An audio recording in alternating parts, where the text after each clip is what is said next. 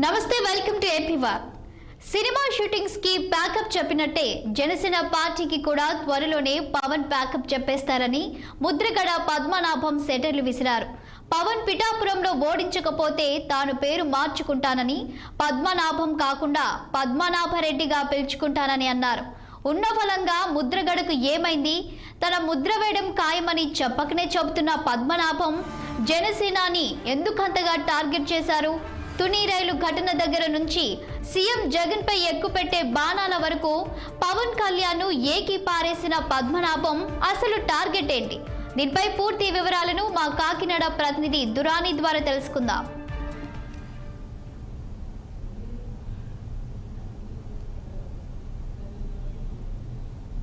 కాకరేపుతున్నాయి. పవన్ కళ్యాణ్ ఎట్టి పరిస్థితుల్లో కూడా అసెంబ్లీలో అడుగు పెట్టాలని పిఠాపురం నియోజకవర్గాన్ని ఎంపిక చేసుకోగా ఆయన ఎట్టి పరిస్థితుల్లో ఓడించి తీరాలని చెప్పేసి వైఎస్ఆర్ కాంగ్రెస్ పార్టీ వ్యూహాలు పన్నుతుంది.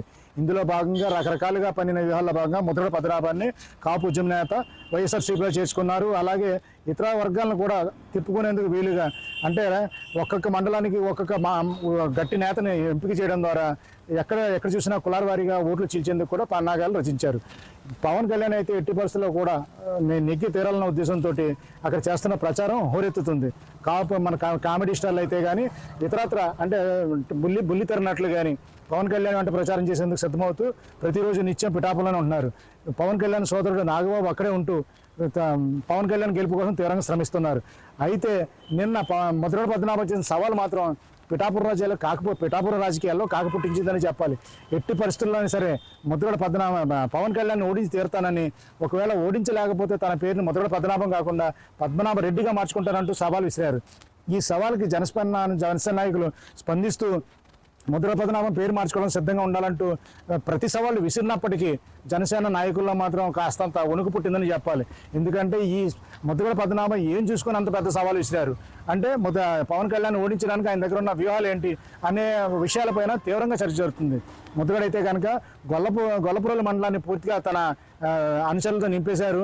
అలాగే తన వెంట ఉన్న కాపు ఉద్యమ నేతలు అంటే పాత తరానికి చెందిన నాయకుల్ని పెద్దవాళ్ళందరినీ కూడా గొల్లపురంలో పిఠాపురంలో దింపి వారితో కాపు నాయకుడు పవన్ కళ్యాణ్ కాదని నిజమైన కాపులు వంగగీత ద్వారానే ఉద్యమం ద్వారా సాధించుకోవాలంటూ నూరిపోస్తున్నారు. ఆయనకు అందిన సమాచారం కానీ ఏ శక్తో తెలియదు కానీ ముద్రగడ పద్మనాభం అంత పెద్ద ఛాలెంజ్ చేయడంతో జనసేన నాయకులు మాత్రం ఏం చేయాలో పాల్గొనే పరిస్థితుల్లో పవన్ కళ్యాణ్తో చర్చించడం జరిగింది. పవన్ కళ్యాణ్ కుటుంబ సభ్యులతో ఆయన చర్చించినట్టు తెలుస్తుంది. ఇందులో భాగంగానే ఈ 5వ తారీఖున మెగాస్టార్ చిరంజీవి రామ్ చరణ్ కూడా రానున్నారని.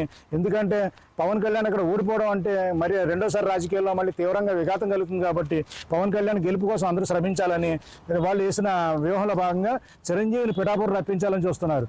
ఇక్కడ మనం బేరీ చేసుకుంటే ముద్రగడ పద్మనాభం చేసిన సవాల్కి బలం ఎంత ఉంది, దాన్ని ఎదుర్కోవడానికి పవన్ కళ్యాణ్ దగ్గర శక్తి ఎంత ఉంది, ఈ రెండు విషయాలే ప్రస్తుతం నియోజకవర్గంతో చర్చ జరుగుతుంది.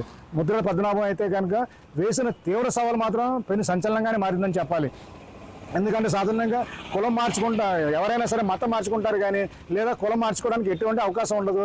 అది కూడా ఏకంగా కాపు నాయకుడు రెడ్డి అని చేర్చుకోవడం ద్వారా ఇది కొత్త తరాకు తెరతీశారని చాలామంది చర్చించుకుంటూ ముద్రగడ పద్మనాభం ఏ విధంగా ఈ సవాల్ విసిరారు, ఆయన దగ్గర ఉన్న మూలాలు ఏంటి అన్న చర్చ మాత్రం పెద్ద ఎత్తున జరుగుతుంది. అయితే జనసేన నాయకుల్లో కూడా ఒక పాత్రికల సమావేశం నిర్వహించి ముద్రగడ పద్మనాభం పేరు మార్చుకోవడం సిద్ధంగా ఉండాలంటూ ప్రతి సవాల్ విసిరినప్పటికీ ఆ నాయకుల్లో కూడా కాస్తంత కలవరం కలిగిందని చెప్పాలి. ముందుగా మెగా ఫ్యామిలీ వచ్చి ఇక్కడ ప్రచారం అందుకుంటే తప్పించి ఇక్కడ పిఠాపురంలో పవన్ కళ్యాణ్ గెలుపంత సునాయాసం కాదని గ్రహించబట్టి అందుకు సిద్ధంగా అన్ని పనులు కలుపుతున్నారు. ఇందులో భాగంగానే రకరకాల బుల్లితెరనట్లు వీళ్ళందరూ కూడా ప్రచారం చేస్తున్నప్పటికీ కావాల్సిన ఊపు రావట్లేదు. 5వ తేదీన నిజంగానే చిరంజీవి కానీ రామ్ చరణ్ కానీ వస్తే మాత్రం చాలా తీవ్రంగా పిఠాపురంలో పవనాలు వీచే అవకాశాలు మాత్రం స్పష్టంగానే కనిపిస్తున్నాయి.